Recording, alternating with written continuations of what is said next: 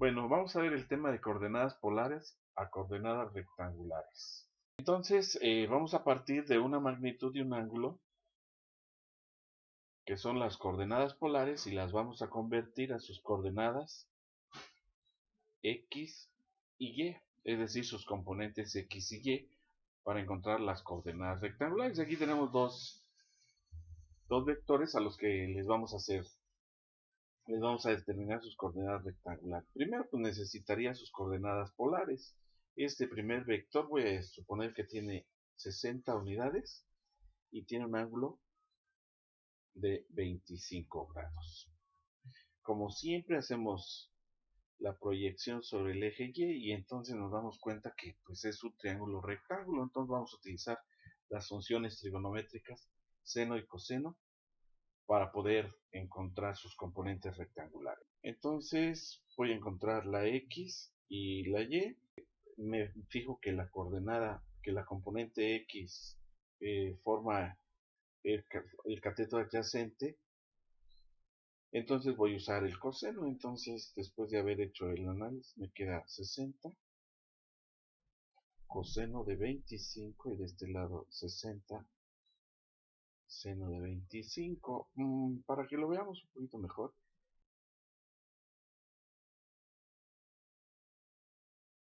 pues tengo un triángulo donde conozco la hipotenusa. Aquí, en lugar de ponerle base, le voy a poner X y aquí le voy a poner Y.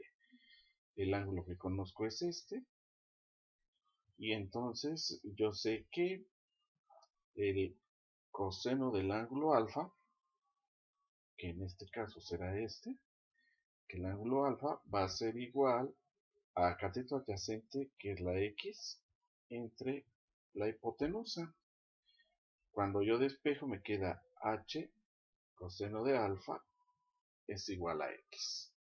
Por eso entonces me queda 60 coseno de 25 será la X. Como ya utilicé el coseno, ahora vamos a utilizar el seno. Utilizo mi calculadora y en este lado me da 54.3 y en esta me da 25.3.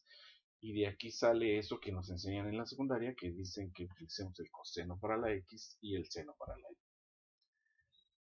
Ok, vamos al siguiente ejercicio. En el siguiente ejercicio voy a suponer un vector que tiene 80 unidades de longitud o de magnitud y un ángulo, pero ahora lo voy a poner aquí, 36 grados. Si lo veo nuevamente, puedo hacer proyección sobre el eje X y nuevamente me queda que la X es el cateto adyacente de este triángulo. Entonces también voy a usar el coseno. Voy a hacer entonces, me va a quedar para la X, me va a quedar 80 coseno de 36 y para la Y me va a quedar 80 seno de 36 grados. Calculando me queda 64.7 y 47.0. Entonces queda coseno para la X y seno para la Y. Pero ¿qué pasa si ahora me dan este, en lugar de este 36, me dan este ángulo? Ya no voy a poner el número aquí, pero este queda de 90 menos 36, me da 54 grados, que sería este ángulo de aquí adentro. 54 grados. Nada más que ahora vean que el triángulo me lo forma con el eje Y. Entonces la componente Y pasa a ser el cateto adyacente. Si eso sucede, entonces tengo que intercambiar las funciones seno y coseno. Entonces el siguiente ejercicio me quedaría así: 80 seno de 54 y 80 coseno de 54. Aquí ya los calculé, pero me dan lo mismo. Y ahora veo que puedo tener este ángulo desde mi vector hasta el eje X positivo. Son 90 más 54, me da 144. Si yo utilizara ese ángulo, me quedaría 80 coseno de 144 y 80 seno de 144. cuando yo lo meto a la calculadora, aquí me da 47.0 y en el otro caso me da, aquí es donde viene la parte interesante, me da negativo 64.7. 64.7. ¿Cuál es la diferencia entre este y este? En este no hubo ninguna diferencia, pero aquí me aparece un signo menos. Entonces, analizando bien las cosas, pues me doy cuenta que el que está correcto es este. ¿Por qué? Porque mi vector está en el segundo cuadrante, entonces cuando yo tengo la componente sobre el eje X debería de ser negativa y la del eje Y debería de ser positiva. Entonces, lo que está sucediendo es que aquí mi calculadora me hace el cálculo como si yo estuviera únicamente en el primer cuadrante. Entonces la pregunta es, ¿quién debe de ponerle el signo? Pues, quien está viendo que mi vector está en el segundo cuadrante. Es decir, yo debo de hacer este análisis y así quedaría. Fíjense cómo hay tres formas de encontrar la componente X y la componente Y dependiendo cómo manejo mis ángulos. Porque este vector lo puedo poner como con tres ángulos. La primera vez lo hice con 36 grados, la segunda vez lo hice con 54 grados y la tercera vez lo hice con esto. ¿Ok? Entonces, cuando yo analice un vector, yo les enseño que lo hagan con dos preguntas. La primera es, ¿con quién forma el ángulo? ¿Con quién forma el ángulo? Coma. Y solo hay con X o con Y. Y entonces yo tengo que ver, ¿no? Tengo que ver aquí. Por ejemplo, este primer vector, ¿con quién forma el ángulo? Pues del ángulo de 25 grados lo forma con el eje X.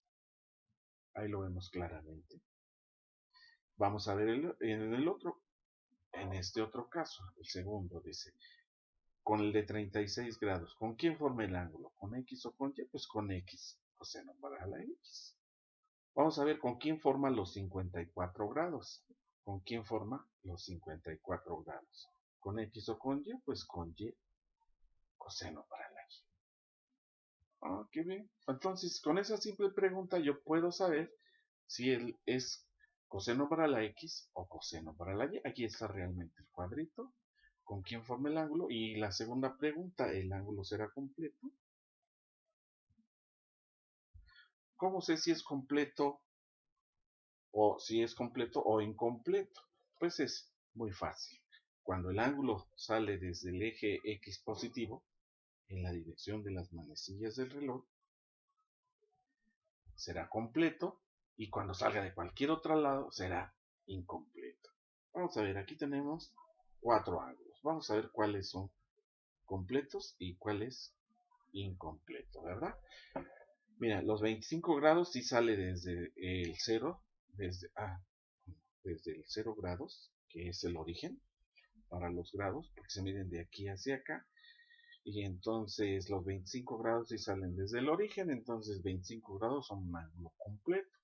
Los 36 grados es un ángulo incompleto porque no sale desde el origen. Los 54 grados eran un ángulo incompleto porque no sale desde el origen, sale desde la Y. Y los 144 son un ángulo completo porque salen desde el cero de los ángulos. ¿Ok? Entonces, dos preguntas que debemos de utilizar para saber cuándo utilizamos el seno y cuándo utilizamos el coseno y cuándo nosotros tenemos que incluir un signo más o un signo menos. ¿Correcto? Muchas gracias. Vamos a hacer otro ejemplo. Bueno, aquí tenemos un tercer ejemplo. Lo colocamos en el tercer cuadrante. Como vemos, este es el primero, este es el segundo, este es el tercero y este es el cuarto cuadrante. Este es nuestro eje X y este es nuestro eje Y. Y ahí tenemos nuestro vector. Vamos a ponerle los datos que nos pueden ayudar. Vamos a poner que forma un ángulo de 35 grados de esta forma. Si forma 35 grados así, entonces yo puedo saber que de este lado tengo 55 grados y por último que este ángulo va a ser 55 más 180, 235 grados. Nos hace falta la magnitud, le colocamos una magnitud pues de 90 aquí para tener. Las dos preguntas que nosotros nos tenemos que hacer es con quién forma el ángulo, si el ángulo es completo. Ahí están las dos preguntas que me debo de hacer. Con la primera contesto si es seno o coseno y con la segunda contesto el signo. ¿Ok? Bueno, entonces vamos a hacerlo. Aquí voy a tener la X y aquí voy a poner la Y. Y voy a empezar con el ángulo de 35 grados. Entonces me pregunto, ¿con quién forma el ángulo de 35 grados? Y yo veo que es con el eje Y. Entonces voy a usar el coseno para el eje Y. Me va a quedar 90 coseno de 35. Y si ya usé el coseno, de este lado me queda 90 seno de 35 grados. Utilizando la calculadora, aquí me da 51.6 y aquí me da 73.7. Desde este momento yo podría ver si el ángulo es completo o incompleto, como lo forma de aquí, nos sale desde el 0 del eje X, desde el 0 grados, pues entonces yo veo que aquí me va a hacer falta un signo menos y acá me va a hacer falta un signo menos. Aquí está para la X, si lo quiero ver aquí, y para la Y, si lo quiero ver aquí. Correcto. Ahora vamos a hacerlo para el ángulo de 55 grados. 55 grados. A ver, me pregunto, ¿con quién forma el ángulo de 55 grados? Pues yo lo veo que es con X, entonces queda 90 coseno de 55 grados y 90 seno de 55 grados. Nuevamente vuelvo a hacerlo y me da 51.6 y me da 73.7. Hago el mismo análisis, que el ángulo es incompleto, pero ya mi X será negativa y mi Y será negativa. Vamos a hacerlo con el ángulo 235. Ponemos aquí 235 grados. Todos son grados. Entonces me va a quedar 90, 90. Y me pregunto, ¿quién forma el ángulo? Pues lo está formando con el eje X. Aquí está, el ángulo lo está formando con el eje X. Entonces va a ser coseno de 235 y acá va a ser 90 seno de 235. Y efectivamente aquí sí me da menos 51.6 y aquí me da menos 73.7. En este caso la calculadora me está haciendo el cálculo para un vector que se encuentra en el tercer cuadrante y me está dando los signos. En estos otros casos yo tengo que pensar el signo. ¿Ok? ¿Queda claro? Esto solo con un poquito de práctica lo vamos a dominar muy fácilmente. Bueno, pues vamos a ponernos a trabajar y adelante con lo demás.